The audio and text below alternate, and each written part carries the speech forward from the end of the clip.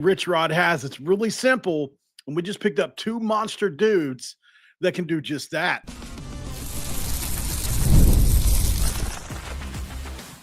You are Locked On West Virginia, your daily podcast on the West Virginia Mountaineers, part of the Locked On Podcast Network, your team every day. What is up, guys? Welcome back in. My name is Mountaineer Paul. I am your host here. Welcome back into Locked On West Virginia, where we're diving into Mountaineer recruiting again, as we are finally putting a bit of an end to National Signing Day, at least the first window. Join me as we jump into this. Welcome in. Like I said, this one's going to be brought to you by our friends from FanDuel. Right now, guys, if you want to be right in the middle of the action this season, visit FanDuel.com and place your live NFL bets all season long. And thanks for making Locked On West Virginia your first listen, and for being a part of the Locked On Podcast Network, where we talk about your team, the Mountaineers, every single day. Obviously, we want to talk about this today. We're going to be getting into some final thoughts on the size of some of the dudes in this recruiting class, and especially the JUCO class that we brought in. Rich Rod's goals, he's talked about them multiple times. Get big people so you can move other big people. It's a really simple philosophy. It's really hard to F that up, right? So that's what they're doing. And we got some big dudes. That's the first thing we're going to talk about. We're going to try to speed through this. We got a basketball game in about 25 minutes. So we're going to try to roll through, get to the basketball game, come back out, do another show in that one, do another show in that one, and do another show maybe if we can. So a lot to go on. Some people say I'm too obsessed. Well, at the end of the day, I ain't put a drink or a drug in me. In over 6 years, this is my obsession. Like it or love it, like it or not, here I am. So let's jump through this, baby. West Virginia, man. What about the Mountaineers? I am so proud of the way this class finished out. And Rich Rod, Zach Alley, and company have done it again with two more defensive linemen in the same day, in Darius Wiley and KJ Henson. We're going to start with Darius Wiley, who is 6 feet 7 inches tall, which is like Chris Henry's size, which is pretty wild to think Chris Henry's that big, by the way. 260 pounds. He's a defensive end. He is very similar to Eddie Kelly Jr. in some ways. He's that kind of, he can be that edge setter, that guy that you can really lean on. If you, let's say you put him on the field side, right? And you want him to set the edge against the run, he can do that. You want to put him on the boundary side, you can, and have him rush the passer. You can have him do that. He can do all of this, and he is extremely talented. We got a little bit of tape to watch on him in a second, but I'll go through what I think about him first. Then you can see if you can see what I see. So here's what makes him tough to handle. He's got exceptional length at 6'7". He's got basketball long arms, right?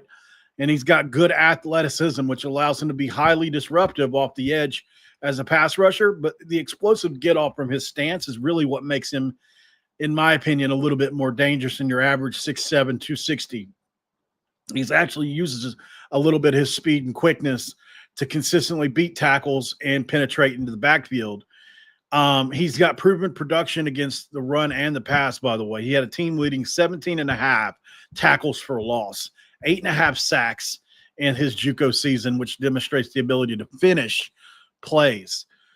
He was a high-impact performer in big games, including a standout performance with 13 tackles, 6 tackle for loss, 2.5 sacks, and 3 quarterback hurries, and a blocked field goal versus one of the top-ranked opponents in all of the country. Versatility, he can do that. He generates pressure.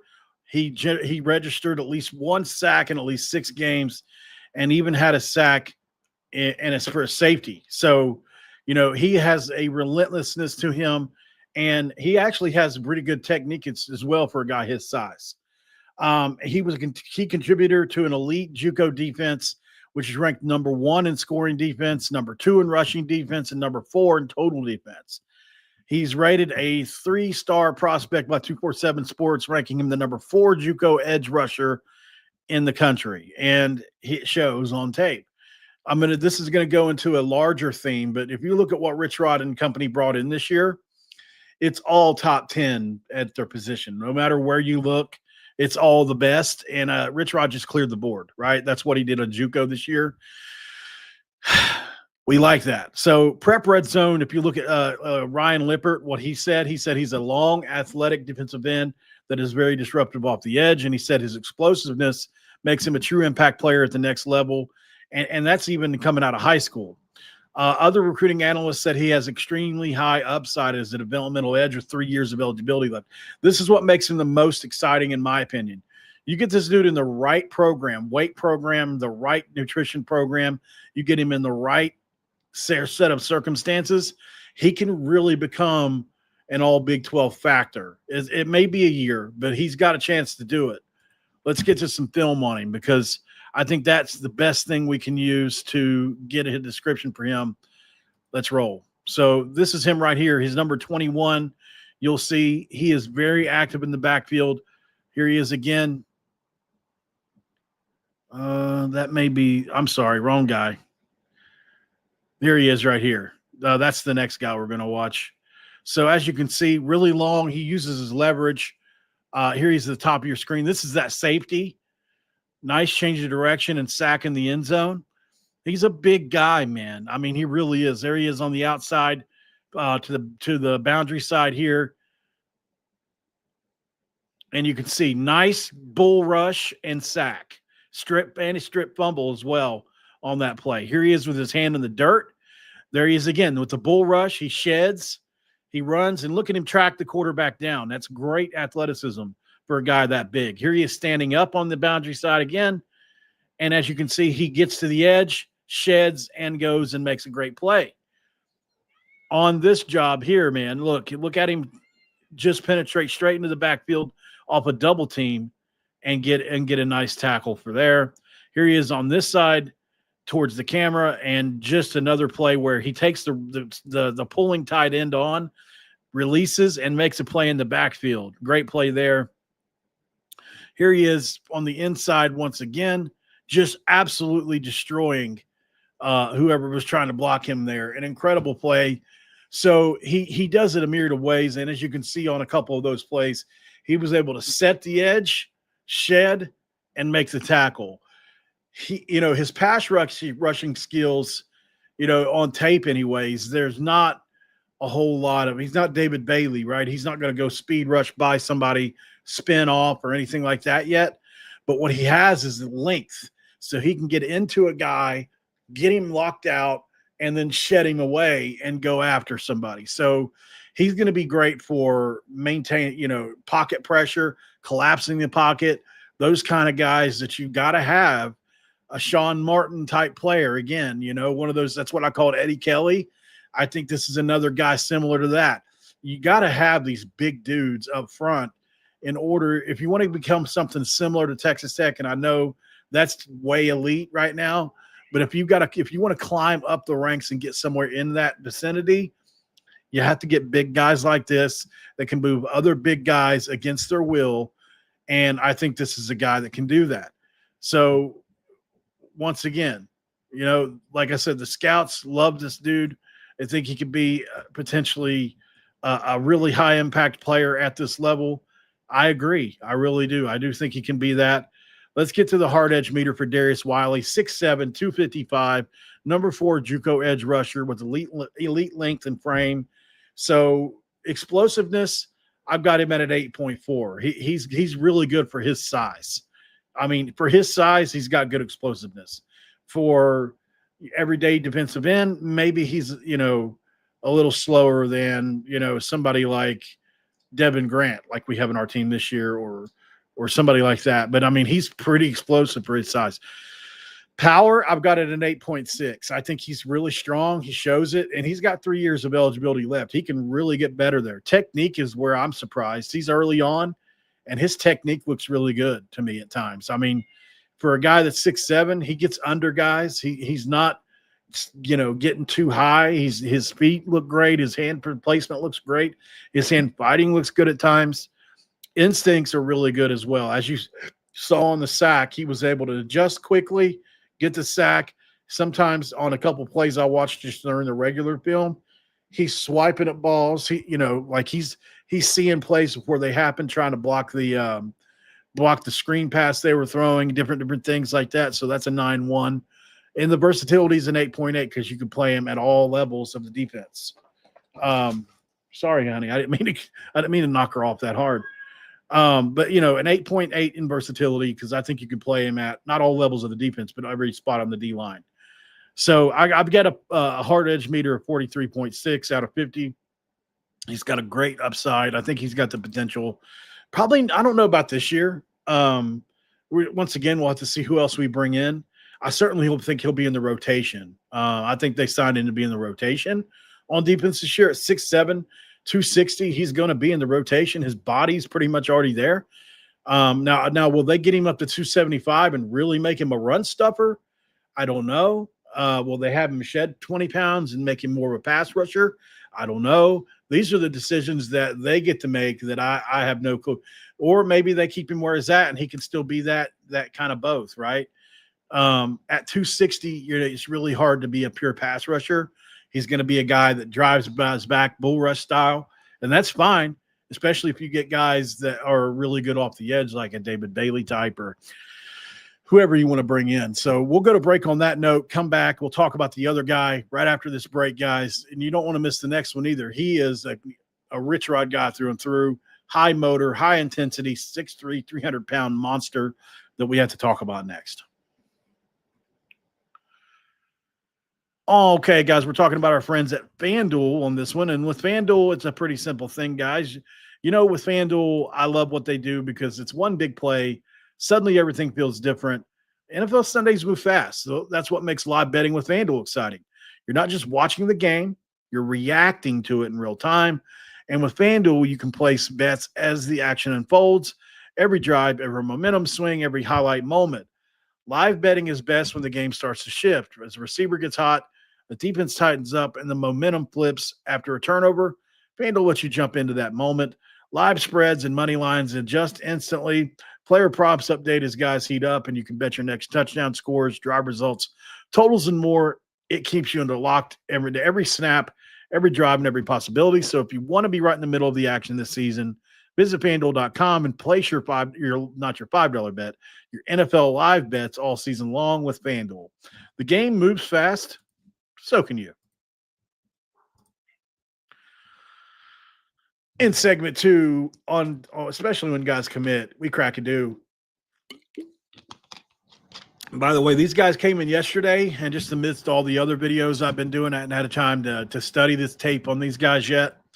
I refuse to just get on here and wing it. I just do. So I have to at least put in an hour or two on a guy before I feel comfortable getting on and at least discussing what I've seen on tape. And it's still not, is it enough tape to study to do a real breakdown? But no, but I tell you guys this all the time. I'm just a hobbyist, right? I'm on here giving you my opinion as a fan of West Virginia, what I think this guy is. Maybe it's more educated than some because I do it a lot, and I do have experience, playing whatever is football. But I mean, at the end of the day, I'm no different than anybody else. I don't try to be or pretend to be. I just love what I do and enjoy it. So hopefully you take what I say with a grain of salt sometimes, because I'm not a professional. I don't pretend to be. I take a lot of professional opinions I take a lot of professional opinions in, gosh, I got tongue tied, when I'm deciding who a player is and what he's all about. For sure. You have to. You'd be silly not to read what other scouts think about a guy. But at the end of the day, I like to come up with my own stuff. So it's whatever makes you comfortable and happy. But, this guy here is a different player than Darius Wiley. KJ Henson is 6'3", 290, right? So more of your defensive lineman type, although he did play DN and JUCO as well. He's rated the number 4 JUCO D-LINEMAN, which is a very big theme with the JUCO class that they brought in here in the 247 Rivals Composite. Both have him ranked number 4. He is a powerful interior lineman with a stout build that's suited for defensive tackle. He's a really good run stopper who uses leverage and strength to hold back at the point of attack. And he's also solid in pass rushing situations from the inside. He's had over 11.5 sacks over 2 JUCO seasons. If you do that in the Big 12 Bowl, that's elite. That's not solid. That's elite. from a defensive tackle spot. So that's why he's a first-team All-KJCCC, which is the Jayhawk Conference, which is the SEC of junior college, by the way. So he's got that production, 58 tackles, 15 tackles for loss across 24 and 25. Incredibly good pad level, incredibly good hand usage. He's able to shed blocks. He's got 2 years of eligibility, and he's got great experience against quality competition at the level that we just talked about, right? So that's another thing you look at and say it's really exciting about him. He's got versatility in contributing beyond the stats. He had 2 pass breakups in 2025 and helped his team to a 10-0 record. We mentioned it with Wiley. You know, these guys are both big guys that can move other big guys against their will. He's also been really durable over his career, and he's grown a lot. He went from 20 tackles and 7 TFLs and 6 sacks in 24 to 38 tackles, 8 TFLs, and 5 sacks in 2025, which earned him a first-team All-Honors. Let's get to the tape on him, man. I think at the end of the day, that's going to tell the tale here, and this guy's got some impressive tape as well. KJ Henson, here he is. Oh, wrong guy. Went back to the wrong guy again. As you can see, we'll start this one over one more time. It's right here on the top right away. Look at him move 67 back into the backfield. That's impressive, just pushing a guy back, destroying him like that. He does it on almost every play. When he engages with somebody, they're going backwards. And as you can see, he's got athleticism. He's back there quick. Here he is again. You'll see him engage. And just absolutely stand that guy up and run support. That's beautifully done. I mean, that's more than you can ask for. Here's on the nose. Watch him drive the center completely back into the backfield, 8 yards. I mean, just incredible work there. Here he is again, right over the center, engaging with the center, pushing him back, shedding, and making the tackle 5 yards deep. This is exactly what you need. Here he is again, destroying the center. Look at that pass tip to pass. I mean, that's an incredible play. That's a true pass rusher, guys. The guy we had yesterday, Jalen Thomas, I'm as impressed with him as I am him. And they're both similar size, 6'3", 310. This guy's 6'3", 298. There he is coming off the edge. This guy is going to play this year. Wiley is a guy that I think can be in the rotation. This dude here, I mean, based on this tape, now you gotta try to move it up a level to the Big 12, absolutely. But I mean, on tape again, the Jayhawk Conference, which is the SEC of JUCO. Say that one more time. It's the SEC of JUCO. At least that's according to other JUCO guys that I've spoken to, like the JUCO Frenzy guy who's got like 100,000 followers on X. A couple other guys, like they all say the Jayhawk Conference is the be-all, end-all when it comes to, JUCO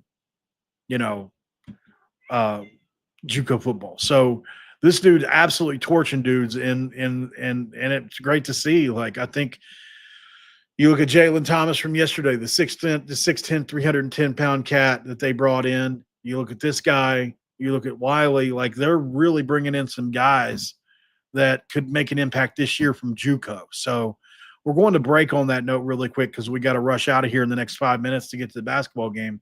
But Rich Rod's goals, we mentioned how he wants to get bigger. What's that look like? And if you look at this JUCO class in totality, you'd be pretty surprised to see how many guys are ranked in the top 5. We'll be right back. And this episode of Locked On West Virginia going to be brought to you by our friends at Aura Frames. And when you talk about Aura Frames, it's time for the holidays, right? Which means gift hunting season is on. And if you want something meaningful, personal, and guaranteed to get a reaction, Aura Frames is the gift that delivers every time. It's not just something you wrap, it's a way to share memories. Because Aura Frames is not just your average picture frame. You can preload the frame with photos before gifting it, so when they plug it in, the memories are already there. No apps to figure out, no headaches to set up, just instant smiles. Grandparents, parents, and newlyweds, anybody who loves photos, this would be a great person to give it to for a limited time. Save on the perfect gift with auraframes.com to $35 off Aura's best-selling Carver matte frames, named #1 by Wirecutter, by using the promo code COLLEGE at checkout. That's AURAFrames.com, promo code COLLEGE. This deal is exclusive to listeners, and frames do sell out fast. So order yours now to get it in time for the holidays. Support the show by mentioning us at checkout. Terms and conditions do apply. All right. Thank you guys for joining in on this one. I appreciate it so much. As I said, guys, you guys have been really supportive. We've had a really great month. It's been good to see. I can't thank you enough for that. So we're going to go over the list of JUCO players and just kind of really quickly talk about, number one, Rich Rod's goals of getting bigger and being able to move big people against their will. Number two, just look at this class. Obviously, you got Keon Hutchinson, number 2 JUCO wide receiver. Jalen Thomas, 6'3", 310 pounds, the number 4 defensive lineman. KJ Henson, 6'3", 298, the number 5 defensive lineman. Kedrick Cripplet, the number 3 wide receiver. Darius Wiley, 6'7", 260, the number 4 edge. Martavius Boswell, the number 2 running back. Damari Williams, the number 4 safety. Jeremiah Johnson, another huge dude, the number 5 edge. Deshaun Woods, interior offensive lineman, another huge dude, number 3 overall interior offensive lineman. Damon Allen, the number 2 rated corner, and Rayshawn Reynolds, the number 9 rated corner. Every single one of these players are rated top 10 at their position. So they really went after the best of the best that they could find, and really impressive. So congrats to them for that. Congrats to West Virginia for an incredible recruiting run. Hopefully they can get some of that production on the field this year. We'll see what happens. But I can't thank you enough for joining in, guys. Let's watch some basketball at 6 o'clock. Let's see if the Mountaineers can beat Wake Forest. Hopefully they can. We need this non-conference win. I'll see you guys right after the game, right here in Locked On West Virginia. Thanks for making us your first listen. Make sure to check out Locked On Big 12 next, and we'll see you next time. Don't forget to cue those country roads.